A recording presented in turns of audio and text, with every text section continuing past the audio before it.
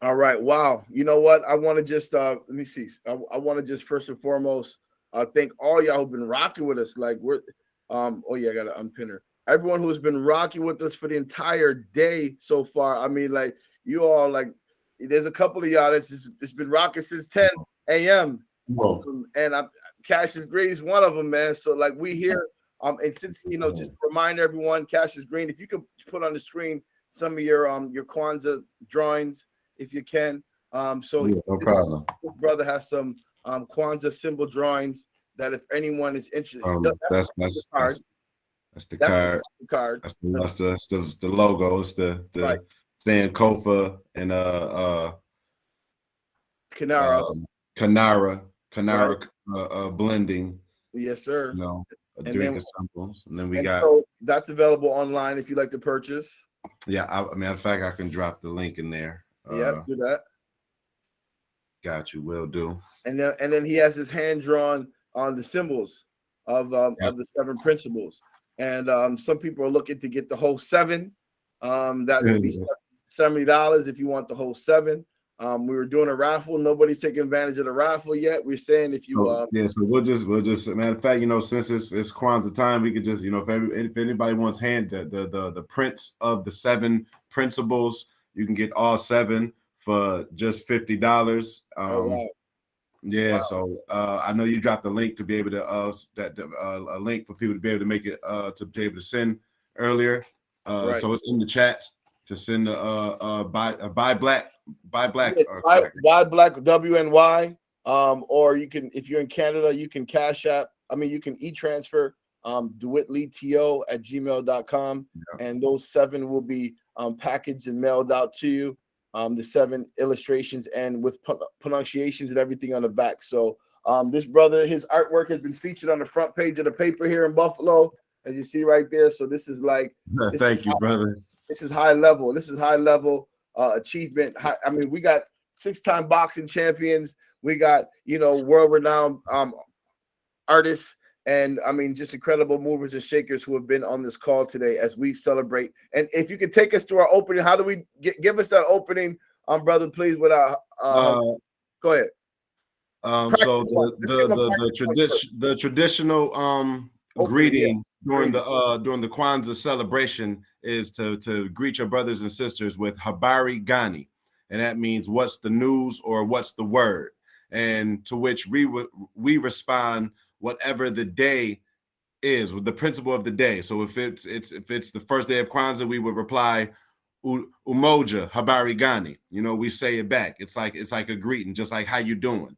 It's Swahili, and this day that DeWitt put together and reached out to everybody to make happen. This Afya day, Afya day. That's another Swahili word which also means health. That's right. Since we're creating this new, we are adding to this new tradition that is being created, and we able to experience all of this virtually. Everybody's in different places. Everybody has walked us through so many amazing exercises and different ways of thinking and living and experiencing, and all tying it back to the principles. So I think this is amazing what was put together, what was thought of, and a day of mental health for everybody, and finding the African roots in it is amazing. So the greeting we say is Habari Gani, to which everybody will respond Afya. Say, pronounce it again. Afya. So everybody will respond Afya Habari Gani. Are you ready? All right, we ready? I'm ready. Okay, so Habari Gani. Afya Habari Gani. Yeah, that's what we do it. Yeah. And look, we spent the morning talking Swahili, right? Like reclaiming our culture, reclaiming our language. Tongues, yeah. So now we need to reclaim control of our minds, bodies, and spirits. And addictions have found their way into interfering with our natural progression of life and our natural development of who we are. And we know there's ranges to addictions. We know it's from sugar all the way to to the other white stuff. It finds its way into our homes and it destroys our lives. And as a community, we need to identify what is addictive and what we could do to break it. And like I said, the severity level is on a range, but any addiction is not can be replaced with a good addiction. And so what we wanted to do is we wanted to have a couple people, an international conversation about, in fact, breaking the cycle, breaking addictions, breaking bondage. And our two speakers, you're still on mute. So if you have to actually unmute yourselves, Brother Stan Martin and Brother Richard, if you can unmute yourselves so we can hear you. Yes, I'm here. Thank you, Brother DeWitt, and it's a pleasure to be here. All right, race first. No doubt. And Richard, if you can unmute yourself as well. Very good. Thank you so much. All right. So this is an incredible panel discussion, and I want us all to be involved here. But I'm just going to introduce you to our two speakers. So we have Brother Stan Martin, CEO and founder of the Stan Martin Consulting. And then we have our good brother Richard, Kojo, Bonsu, Addo-Kessie in the building, author of the game-changing book, the M.A.P book, M.A.P, which stands for Mind Assistance Program. And this segment is called Breaking Addictions. And so I just wanted to just open the floor and allow our two experts and panelists to introduce themselves, starting with Stan Martin, please. Thank you, DeWitt, and hello, everyone. Once again, my name is Stan Martin. I'm based here in Boston. It's a pleasure to be here. I've actually, I've worked in public health for 20 years. Believe it or not, I might not look it, but still, I started when I was a baby. But that being said, I had the pleasure of working in Toronto with the Ministry of Health, Free Ontario strategy for a number of years, and then recently I moved back to the U.S. Several years ago, and I've been working on public health initiatives in regards to racial equity, in terms of Black and Brown communities, and also poverty as well, addressing the social determinants of health. I have many friends and colleagues who still work in the GTA, Greater Toronto area there, who I'm very close with, and a lot of the things that we're addressing are very similar. Not even just with COVID, but just with public health overall. So I'm looking forward to having a conversation with you all that's bi-directional in regards to how do we break the cycle of addiction, how do we address the cycle of addiction, and not just from an individual standpoint, but from a community, a collective standpoint, as well. So I'm going to pause right there and ask my brother Richard, if I'm pronouncing your name correctly, if you want to say a few words and introduce yourself, that's okay. Yeah, and actually. Yeah, and of course, but before you move on, Stan the man, I just wanted to say, when you say Toronto, Toronto's a big place, right? But there's a particular part of Toronto that you put that work in, and it rings bells to many people who are on the call right now. So why don't you be a little specific when you say you put in that work in Toronto? So when I've been able and I'm fortunate and blessed to put that work in the T-Dot, I'm talking about the Jane and Finch, Western Road, area. And working with those up in Scarborough as well, so that's definitely that's the block. I just want y'all to know. That's what I mean. So I just wanted y'all to know that it wasn't like Rosedale, and it wasn't in the soft, cushy, parts. It was the parts where our people reside. Where that most important information needs to be put out there. So I want to thank you for coming into our communities, whether it's in Buffalo, New York, or Toronto, Canada, and making sure that you help arm the next generation with information and knowledge so that they can live, freer lives. So thank you again. So I'm gonna turn it over to a brother with the M.A.P book, the Mind Assistance Program. When I asked him about, how this book could be applied, and he said it's everything, right? It's everything. This book has a role in helping each and every person in each and every situation they find themselves in. But I said, you know what? I want us to really pick a niche. I want us to focus on a demographic that really needs help, with their mind. And addictions are, it's the mind and the body. It's a communication between the mind and the body. And it's a matter of giving, the mind information that tells the body, listen, this is a new way we doing things, right? It's a new course of action. It's a new sheriff in town, and we got new goals and new objectives. And so and for those who know about this book, you've heard nothing but great things about it. I've never seen a book get as many testimonies as this brother has with his book. People are just very, very excited to share the news that this book is changing their lives. And so he's here to share with us about this mighty book and some information that can help whoever's watching this that may be dealing with addictions. So please, Brother Richard, the floor is yours. Please introduce yourself. All right. How are you guys doing? There may be some kids that you see come in the background. I try my best to get them out, but they find their way in here. But welcome everyone. Yeah. With the M.A.P book, and thank you, Dwayne. I appreciate you reaching out to me. I appreciate you keeping notice of what's happening with the M.A.P book. And what the M.A.P book's on is based on universal laws and principles, that were here before us, they're going to be here after us, right? And this information is taught, right? But with the M.A.P book, one of the main things when putting it together was I wanted to really focus on the application part, because there's a lot of literature there where we could read and we could get the information, but how do we apply it, right? How do we apply it? And that's what the M.A.P book does, right? The M.A.P book makes you apply, all these universal laws and principles, right? And when DeWitt reached out to me, he asked, okay, what do you want to be speaking about? And I said addictions because, we all have an addiction in some way or sense, right? And within the M.A.P book, what we're addicted to is check marks. All right. I actually have a shirt. It's funny because I have this shirt for our wealth creators. I don't know if you could see it. It says, I am addicted to check marks, right? Which is primarily, the intention that you have and the goal settings that you set for yourself and you check them off, right?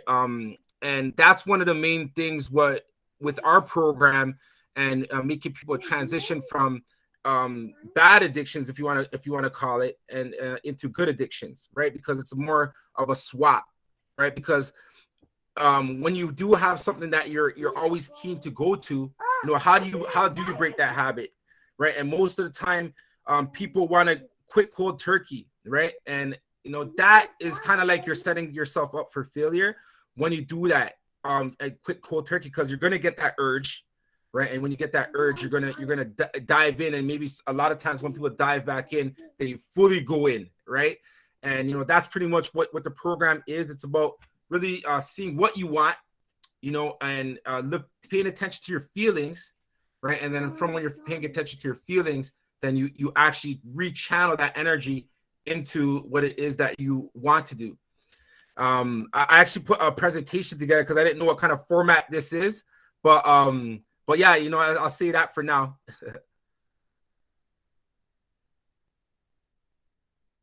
I think that presentation would be a great place to start. I mean, we got to get into it, and since you have the floor, you have our attention. We're truly intrigued. Can you share that part with us? Yeah, for sure. All right. Let me get in here. And what does your shirt say, brother? I missed that. It says, I am addicted to check marks. So this is what I'm talking about. Everybody's showing up with their brand, y'all. You know what I mean? Like they put our creativity, our Kumba is showing y'all. This is the evolution. Like there's no limit to our creativity. There's no level of what we can do. Come on. To inspire and to educate people, man. So that's powerful, brother. You wearing it. You believe in it, man. You walking in it. I am. Right? Declaring it on myself. It's in the present. It is who I am, right? Okay, sorry guys. Give me 1 second. Sorry guys. Okay, so I'm gonna get into this presentation. So pretty much, here, let me get here. Okay, so so we're talking about breaking addictions, right? And all of us have some sort of an addiction, right? And addictions aren't necessarily always bad things. Most of the time, we make them seem as if they are bad, and a lot of us do have maybe bad addictions that we don't like, and that's where it comes back to the feeling, right? Because if you feel and that you want to stop something, now you got to take that initiative to actually stop it, right? So going down to what you love. If everyone here can actually, share, what is it that you love? Just general sense. What do you love?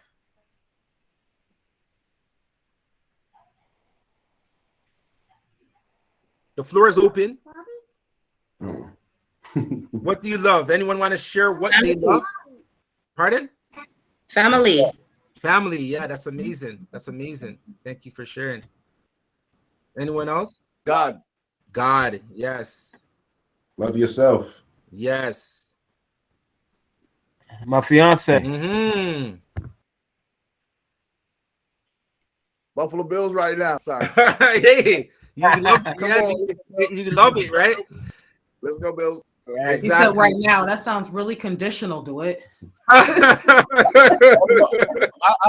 have officially become a French watcher. Like my life was at stake. The doctor was like, "Yo, this Bills loyalty is making me up your medicine dose." So like, really stressful. It became very stressful, and now you know what I mean. Now it's like it's something that I'm comfortable with. It's a health condition. But that's important. And when you were talking about what you love, you know, how did you feel? Felt good, right? I'm sure everyone felt good because love is the ultimate emotion. Love is God, right? So where we love something and when we're really passionate about something and we feel the feeling of love, you know, that's really the place that we want to be at, right? And our brain has many different chemicals that, you know, react to, you know, different things that we do, and these are actually receptors and transmitters that are inside our brain that are operating all the time, right? And just being aware of them, it just makes you really understand, you know, why we are addicted to certain things, right? And I want to talk about the dopamine, right? Because the dopamine is a pathway that's in us, right? So it's involved many different pathways in the brain, right? And it plays an important role in a range of body systems as well as functions, including movement, sleep, learning, your mood, memory, attention, right? So the dopamine is actually really good in us, right? But in inadequate or imbalanced levels of dopamine can play a part in multiple conditions, including depression, right? And what with a dopamine, what it is, it's a neurotransmitter, you know, that plays a key role in the brain's so-called reward center, right? And it's released in response to pleasurable stimuli like eating cake, having sex, interacting with friends and loved ones, music, art, and taking drugs. You know, this is what makes many drugs addictive and cake so irresistible, right? Because we have that dopamine that we want more, right? We want more of that dopamine in us, right? Because it's a good thing for us, but it's all about, okay, what is feeding that dopamine, right? And neurotransmitters are an essential function of the human brain, right? Neurotransmitters are the chemical responsible for allowing the brain to communicate with the body, right? Because, you know, as we have our thoughts control our movement and the things that we do, right? Even when you're thinking of something, and let's say, for example, you're thinking of something that you don't really like or something, or maybe a situation happened and it comes up in your mind, you feel that in your whole body, right? Because, you know, the transmitters, they communicate with your body and your body reacts to how you're thinking, right?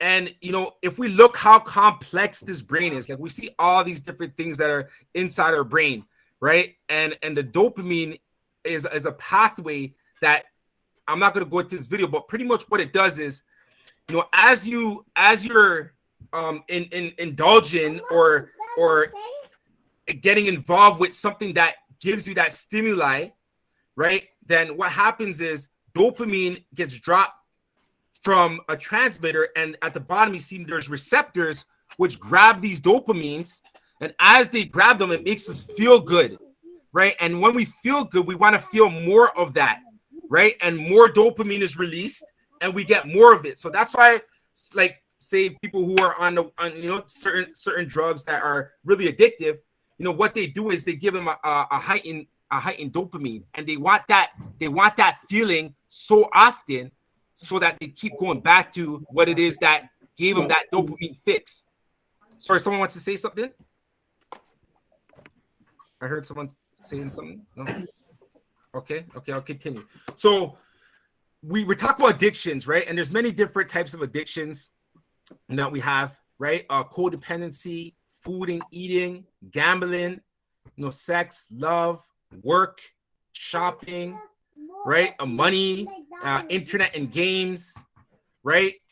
We have these behavioral addictions that we tend to go to often because they feed us that fix that we're looking for. And of course, once we initially engage in it, we feel that so much that we want more of it, right? And we know that addiction is real. Just take a look at your phone. I'm sure this happened to many of you, as it happens to me. It happened to me yesterday. Even I went to I had to check my WhatsApp for something, right? And as soon as I picked up my phone, I found myself going into Instagram. I went into Facebook. I went into all kinds of stuff. All I know, an hour later, I just realized that I just wanted to check one thing on my phone, right? But the phones are like, this is a modern day addiction that is real. Anyone else find themselves doing that, where your plan was to just check one thing in your phone and you're in it for an hour? Has that happened to anybody? Definitely. Right, and that's also the dopamine that is inside of us, that that urge to go and just see what's going on in the social media and start swiping. It's something that brings us to a calm zone. I'm really in the online space, right? And in the online space, we do a lot of ads on like Facebook and Instagram, social media, right? And one of the reasons why we do a lot of marketing on there is because we know everyone's on there, right? And then when we make our ads kind of catch people's attention, where it's not kind of like pulling them off, but in a sense it is, but kind of indirectly, because when people are scrolling, they're scrolling to find something that catches their attention that they can indulge in, that's really going to give them that dopamine fix, right? And in the phones, that's what's happening all the time, right? So if you look on your phones right now, you'll probably notice that if you go on a website, or if you're interested in something, if you scroll on your phone, you're going to see a bunch of that, right? Because the algorithms on these networks, they know that you're addicted to your phone, and they are monitoring what you're actually scrolling to and liking, right? So they give you more of that, right? Because they understand that the dopamine that's in you, you're going to be feeding into that. And then of course there's products and services that you may buy that relate to it, because it's targeted towards you, right? But the one thing that is important is that you must be in control. All right. So regardless of, the addiction, first off, of course, you have to be aware of it, right? And then you must be in control and let yourself know that you're in control, right? Because addictions make us seem that we are not in control, but we are in control. And it's important to remind yourself of this, right? So how do you feel about addiction, right? Because the feelings is what is pretty much, that's our guidance system, right? That's our internal guidance system. If we follow our feelings and we follow what makes us feel good, then we know that that's where we should be, right? But if say the thing that you are addicted to and you're telling yourself, oh, I want to stop this, I don't want to do this. If it's making you feel low on the emotional guidance skill, right? If you're blaming yourself, or if you're worried, or you feel a certain way about doing whatever you're doing, then inside of you is pretty much telling you that you don't want to be doing that. So what you got to do is you got to replace your focus. All right. And by replacing your focus is rechanneling your energy into different things that can take your attention. And when you do that, it's so important that you do it step by step. All right. So I was talking about earlier, most people like there's a lot of people that say, okay, I want to quit smoking. Right. And then they quit smoking cold turkey. Right. But what happens is, they're going to get that urge back. And then they may, before, let's say they're smoking one cigarette a day, now they're going to probably smoke a pack a day. Right. Because, they want to just quit it cold turkey. I'm not saying quitting cold turkey is not wrong. Of course, it's good if you're able to do it. Right. But taking the steps, what you're pretty much doing is you're making yourself aware that you are in control, and you're going to take those steps to be in control. Right. So, for example, within the M.A.P book, we have something called the Focus 11. Right. So every month we put attention in these aspects. These are 11 aspects of our life that we want to put attention to. All right, I'll break down the letters because they're acronyms standing for something. So M is mental, S is spiritual, P is physical. Sorry, can you guys hear me? I know the kids are in the background, so absolutely, you sound great, brother. Yeah, okay. we can hear. Okay, sorry about that. Yeah, because they're making noise. But okay, M stands for mental, S is spiritual, P is physical, R is relationships, F is financial, Y is yourself, C is contribution, N is new, B is business, L is learn, and D is discipline. All right, so every month within the map book, we write something in each of these aspects that we're going to commit to for the month, right? And discipline is one of the main aspects. Of course, all of them are very important, but discipline, once you have discipline, and by doing this every month, what you're doing is you're building your discipline. You're building your self-discipline, right? In all aspects. Because once you're disciplined in one thing, you can be disciplined in everything. You have to see it just like on a physical sense. When we go to the gym and we work out, we could see our muscles getting bigger, right? So physically, we could see the improvement, right? But a lot of these other aspects, like financial, you could see the improvement. If you see your bank account increasing, you could see that improvement, right? But the same works for all of the aspects, including discipline. So the more that you practice discipline, the more that you're able to be disciplined, right? And that's what I say when taking gradual steps, right? So if it's something that you want to stop, like say completely, then, it's good to take a gradual step to get there, right? So instead of quitting cold turkey, why don't you discipline yourself? Let's say you are smoking, say, a pack a week, right?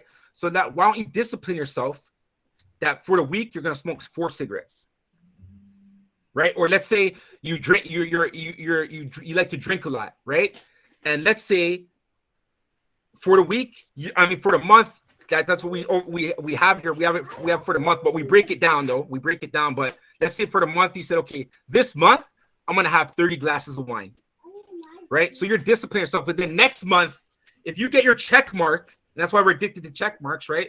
So if you get your check mark this month and you said 30 glasses of wine, then next month, so I'm gonna have 15 glasses of wine, right? And then you're gonna practice your discipline for that too. The interesting thing is all the time when we practice discipline, and how this world works is very interesting, right? But when you practice discipline, even if let's say you do drink a lot or smoke a lot or whatever, when you say that you're going to do 30 cigarettes for the month, right? And let's say you're used to smoking a pack a week, what's going to happen is you're going to be offered so many opportunities to the drinking or smoking, whatever it is that you're trying to discipline yourself. There's going to be people that are going to offer, hey, come over. Let's come over for some drinks. Or you're going to be somewhere and then someone's just going to open a drink. Or like you're going to see drinks all around because that's a vibration that is there and it's trying to lure you in. But again, you must be in control, right? So this happened to one of our wealth creators, a member within our network. And that was her goal. Her goal was to have, I believe it was like 20 glasses of wine because she drinks a lot of wine. So her goal was to have 20 glasses of wine. And she does real estate as well. I do real estate also. And there was a real estate transaction that we did with the other agent, right? And we sat down with the agent. And of course, the agent came and brought out a bottle of wine, So she's like, oh, man, you have to bring the wine out, So, but she's like, no, I'm good. I'm okay, right? And I knew why she didn't want it, but she really did want it. But she had to practice discipline, right? And, even me right now for this month, my discipline for this month is no cannabis consumption, right? Because, I consume cannabis, right? And every year for the month of January, I just don't consume any, right? Just for a reminder that I am in control. So then, throughout the time, it's not like I don't have an urge to go and consume cannabis. I do it, when I feel like doing it. Right. So it's the same with everything else. Once you're in control and that thing that you're saying you're addicted to and you feel like that's in control, you got to bring the control back to yourself. Right. And by bringing the control back to yourself, it's about setting the intention and setting the discipline and then going for your check mark. Because now what you're doing is you're replacing your focus, right? You're replacing your focus into check marks, right? Into goal setting, right? You're rechanneling that. So you are still limiting, and you could cut down and down. So let's say you start from 30, then you cut down to 15, then the next month you go down to 10, and then 5, and then maybe once, and then you realize that, oh, I'm in control, right? And once you know you're in control, you could have your occasional drink because you know you're not going to go and binge because you know that you're in control, right? So being addicted to check marks, as you see on my shirt, also helps with your productivity level, right? So your body be wired to have no interest in time wasters and programmed to create more check marks, you know. And as the dopamine increases towards getting check marks in your map book, you will notice that you'll get a passive mark more frequently. Yeah, let the babies live, bro. That's okay. Let the babies say hello. Let us say hello. All right, say hi, guys. Say hi. Hi. What's up? Wait. Well, go on. Whoa. Say hi, guys. Yo, welcome. Happy day, Afya. No doubt, no doubt. We're very proud of your dad.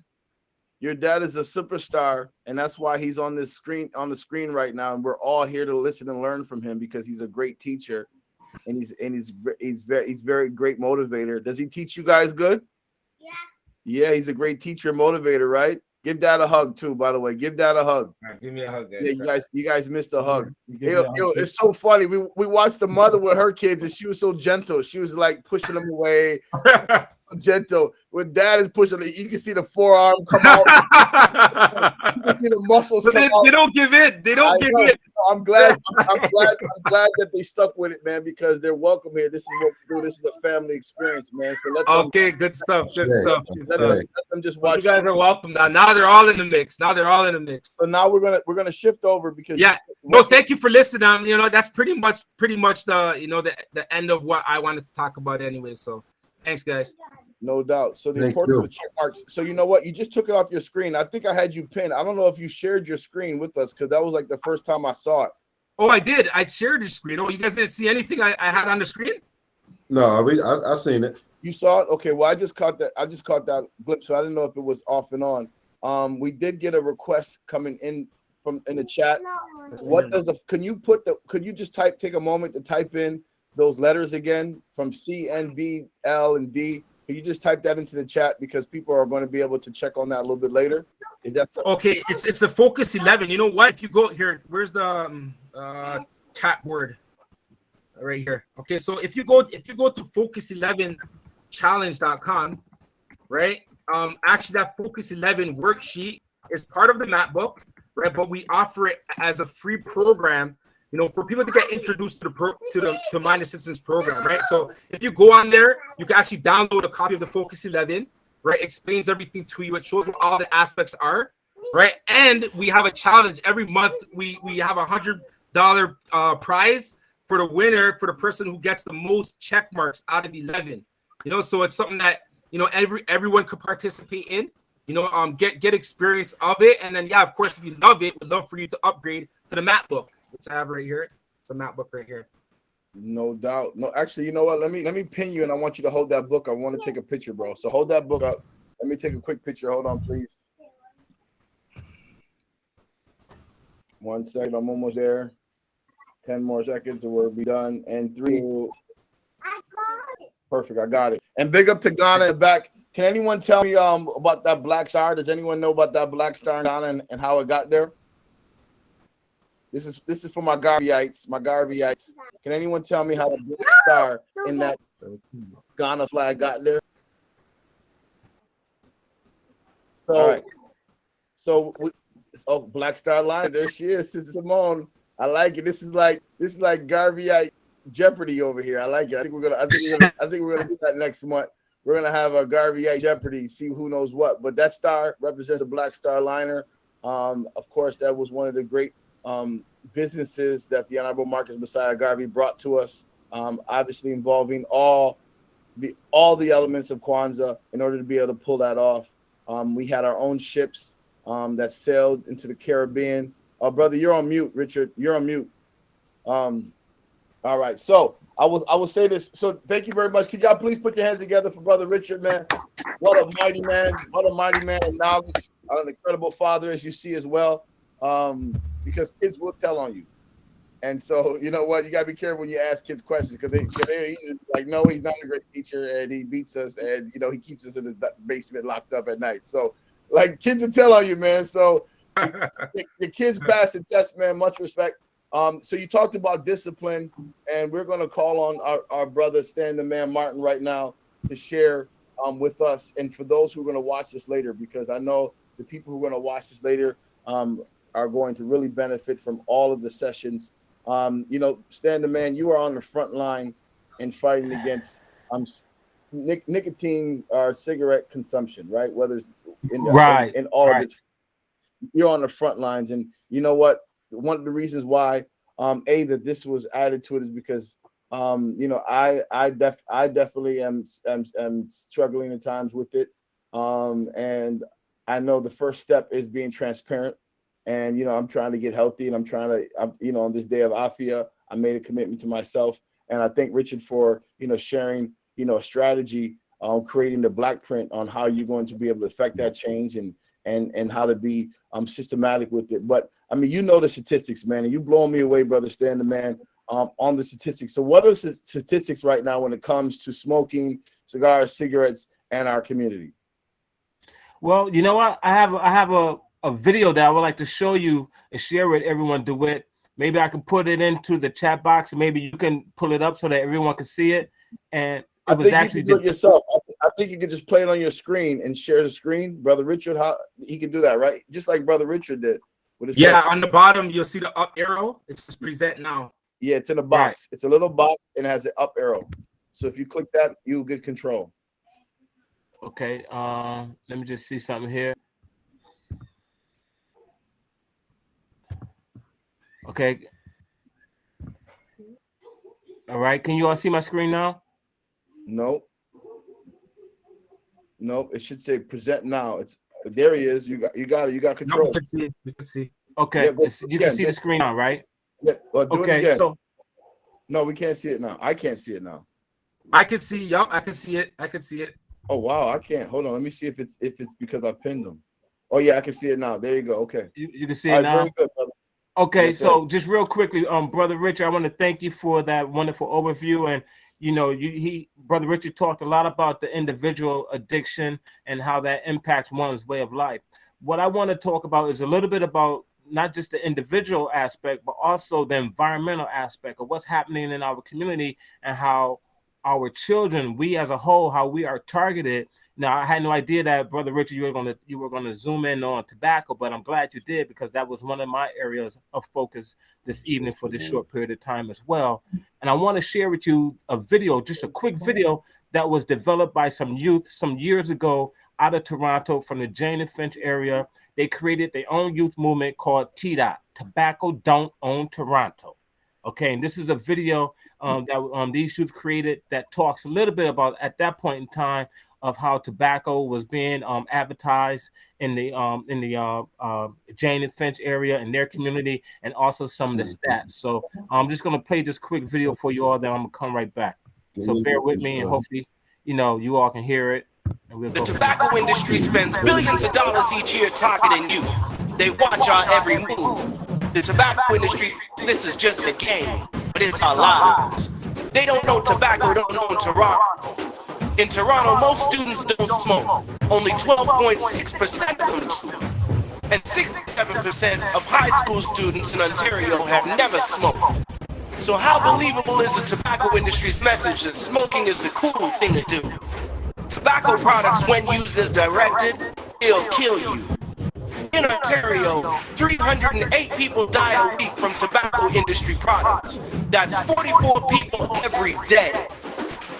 But the tobacco industry isn't telling you that. Over 47,000 Canadians die each year, all due to tobacco industry products. TDOT intends on winning the game. TDOT will not lose. Tobacco Don't Own Toronto is a movement to expose the tobacco industry by educating youth about tobacco products and marketing tactics. Check out t-dot.ca for tips on how you can expose the tobacco industry at its own game.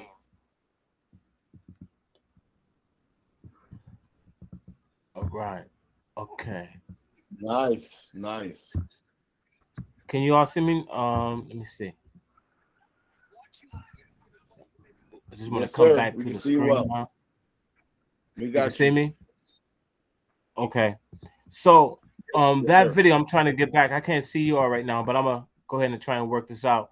That video was developed, several years ago by the youth from the Jane and Finch area in concert, or in support, I should say, with Toronto Public Health.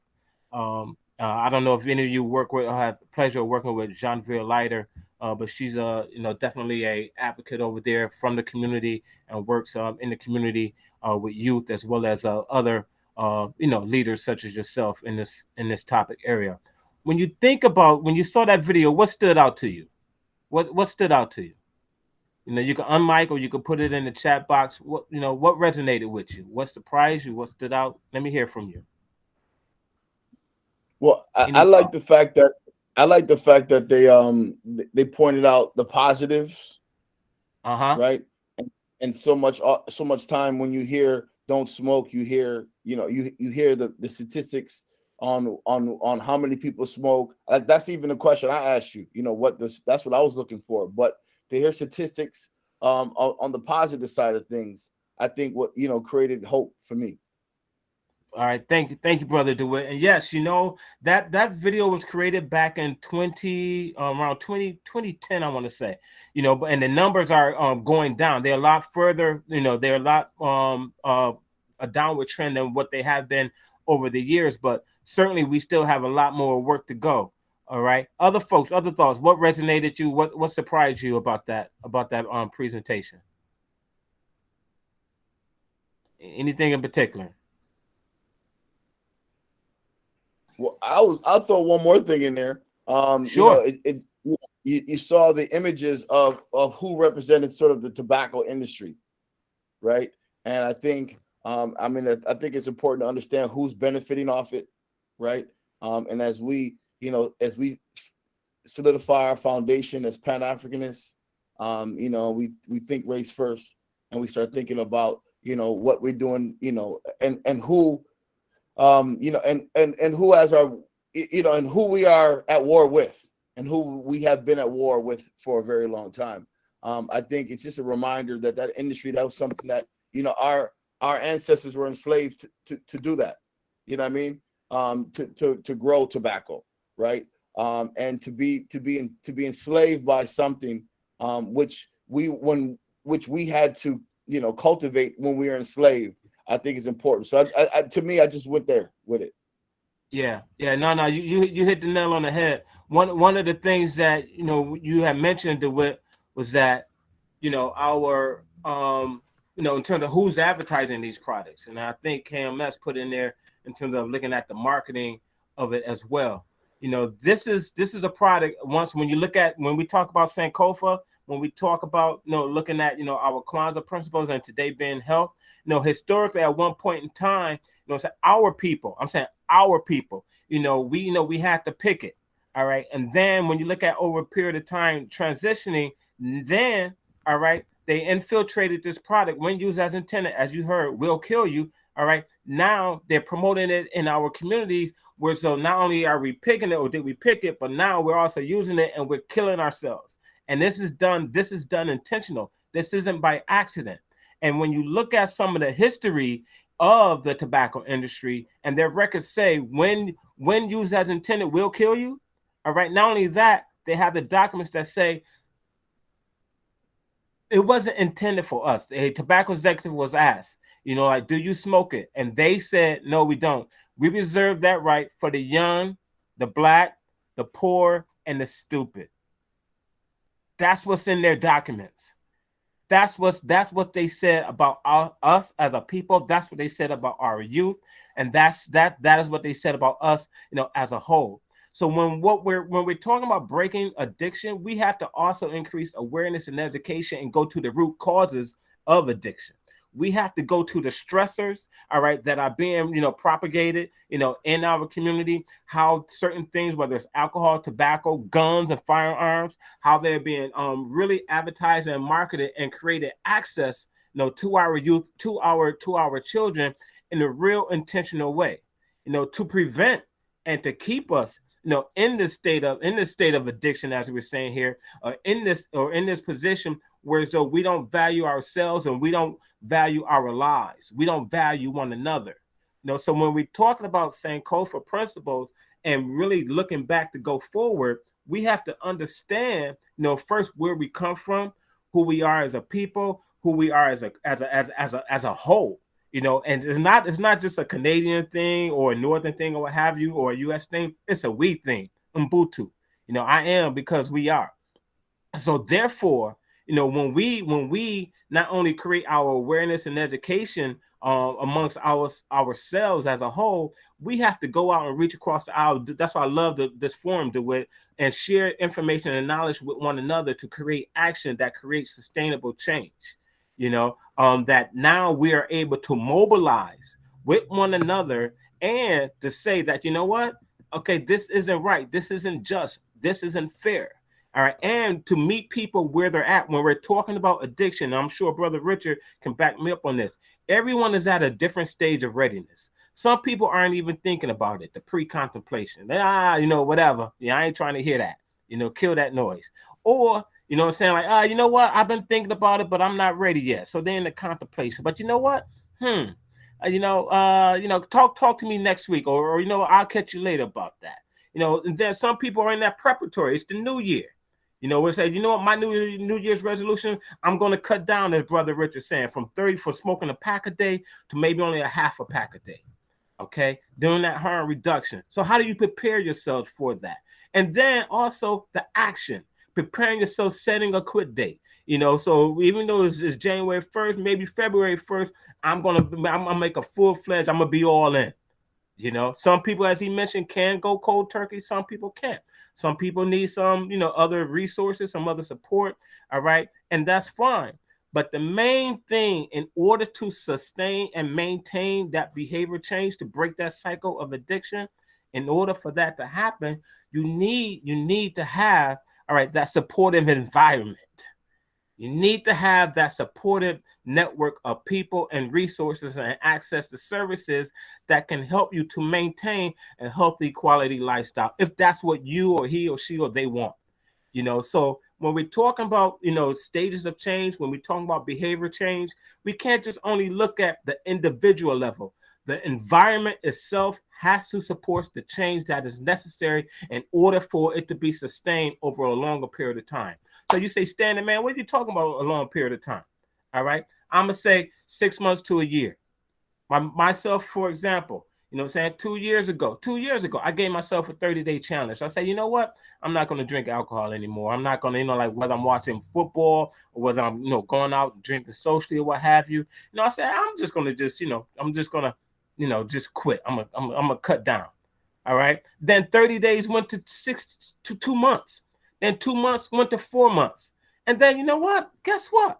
I said, wow, you know what? I started to notice changes in my blood pressure. And I said, I'm going to change my eating habits too. So my main thing is that I might be at one stage of readiness of change in terms of one area and a different stage of readiness in terms of behavior change in another area. But the point is, you have to be willing to take that first step, and you have to the community has to create the environment that's necessary, that's supportive of that change to happen.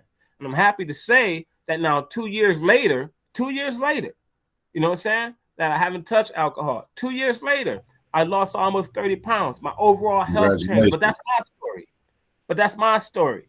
You know what I'm saying? And I try and be an example and a model for others, to say that, hey, listen, no, this is possible.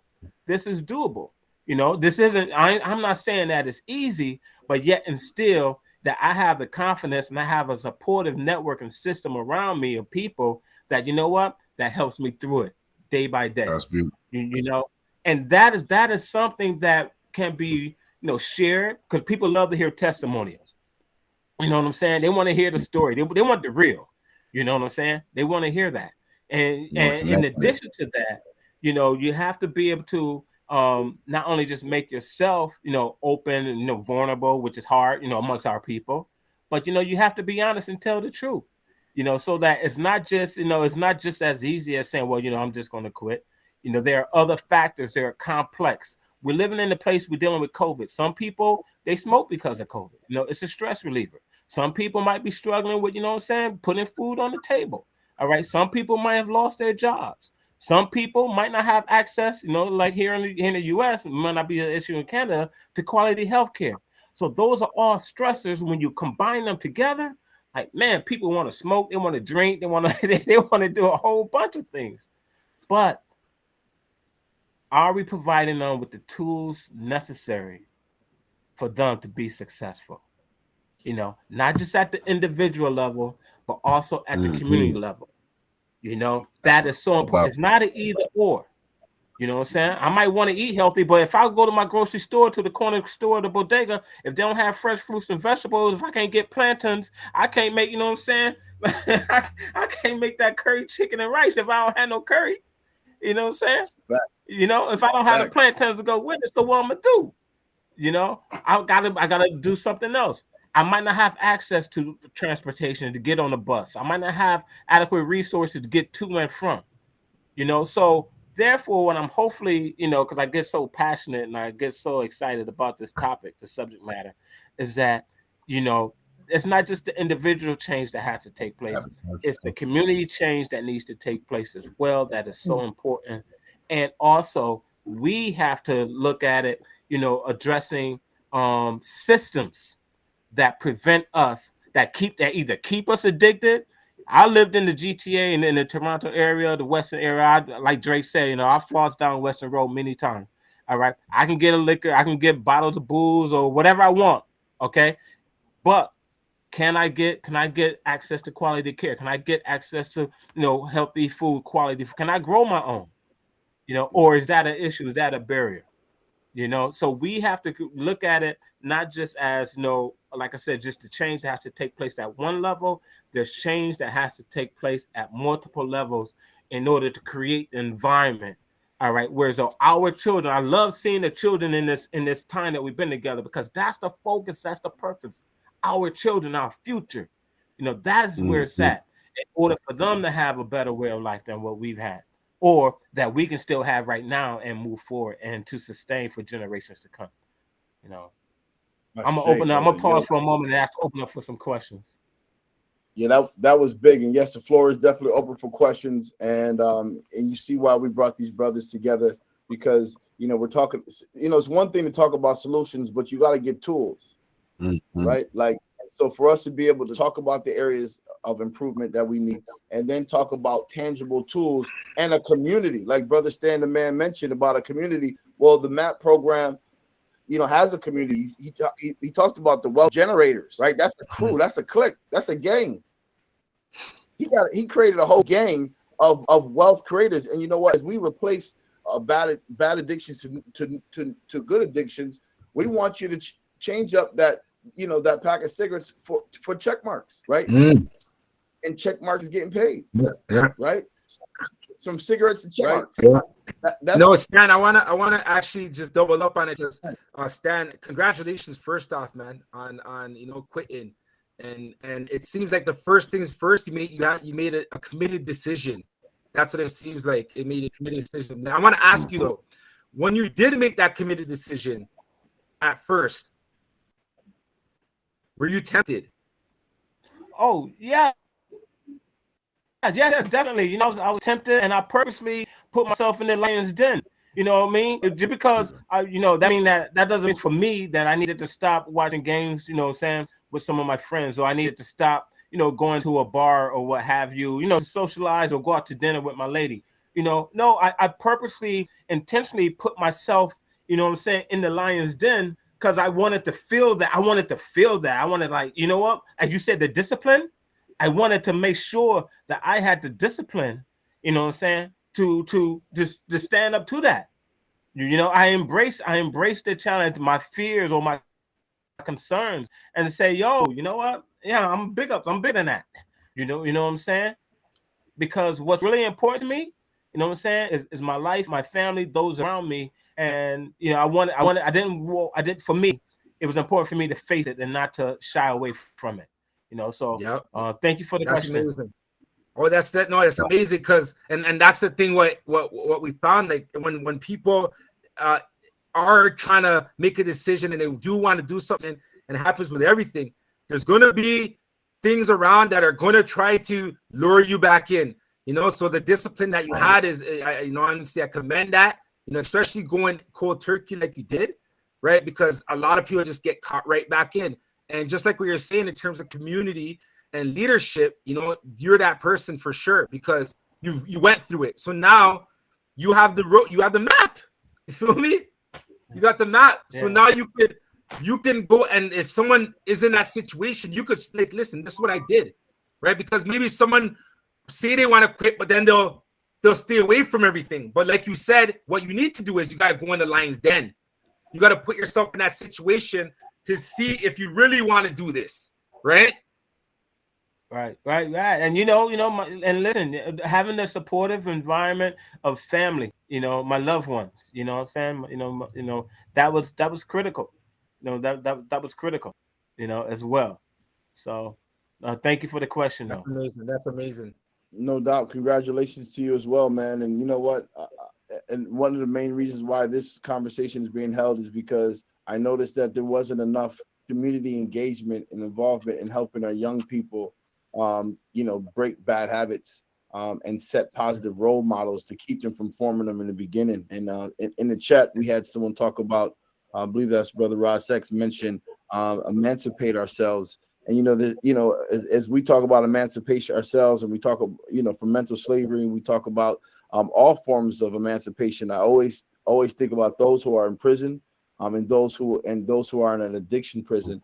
And if we're talking about emancipating, we raising up our red, black, and greens all over Canada and the world, and dedicating a whole month to emancipation, and we're not talking about freeing people from these spiritual and physical bonds and bondage, then, you know, we're leaving out a very important part of our community that is in chains and is just begging for help. So I'm hoping that, you know, this can, you know, spark a conversation to bring an effort in Toronto and Canada that will address that. Yeah, say, Brother DeWitt, can I have just 2 more minutes? I want to play a song that, you know, the young man played, if I could play it, that he, in response to, you know, what we've been talking about, reaching out to young people. His name is Nassim Lewis. That he wrote. Perfect. It's a perfect transition, because from there we're going to go over to Sister Marsha McWilson.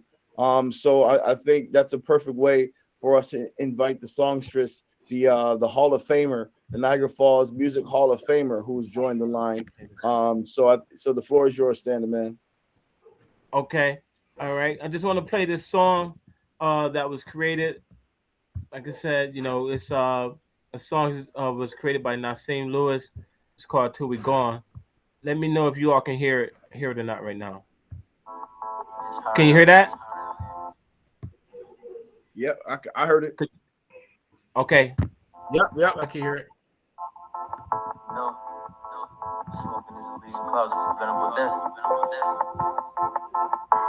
Why are we? Oh, it went away? Yeah. Sorry. You know what? It's not gonna let me pull it up. I want to be mindful of you all's time. So, wait. Here it is. Give me 1 second, folks. My apology. It's hard out here. No, smoking is a big closet for venom with them. Why are we the target? Why are we the target? Advertising our community to artists with this vaping garbage. Yeah, they tryna take us away. They tryna smoke us away until we gone. Yeah, they tryna take us away. They tryna smoke us away until we gone. 85% black. Make our smokers tell me that. Because being targeted, that's bad.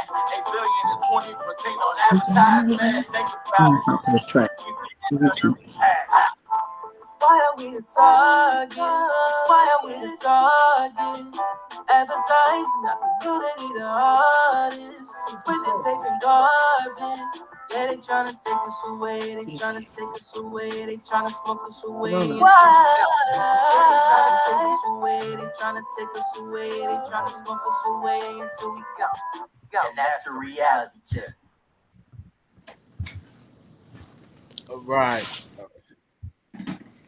That was a short version, for my son, Nassim Lewis, created that song. So he's an upcoming, inspiring artist. You are going to be hearing from him, I'm sure, in the future. But it's about the next generation, y'all. It's about the next generation. So thank you all so much for the opportunity to be here. Thank you, David. Thank all of you. Thank you, King. God bless you. Please put Thank you, Stan, man. Thank you. And if there's any information, all right, Marsha, thank you. Share with us. The chat room is a place where you can post all that information. Our chat, there's a lot of information in there. So if there's anything that you can put in there to help us, reach you, connect with some of the things you're thinking of, please do it. And I want to remind everyone who's watching this right now, who is on our YouTube or any other social media site, and does not have access to the chat. I want to remind everyone, Brother Richard, could you tell them the name of that website again so they can get that that little piece of that support that you're putting out there for the community? Yeah, focus11challenge.ca. So there's people who are watching this, you don't have access to the chat, go to focus11challenge.ca. There's free information and there's a real challenge every month. Yeah, $100. We're giving out $100 every month. Just for you to go and accomplish your goals and go be a better you, right? No doubt. So I thank you again, gentlemen. I'm going to end the recording here and stop recording. All right. So we stop that recording, and this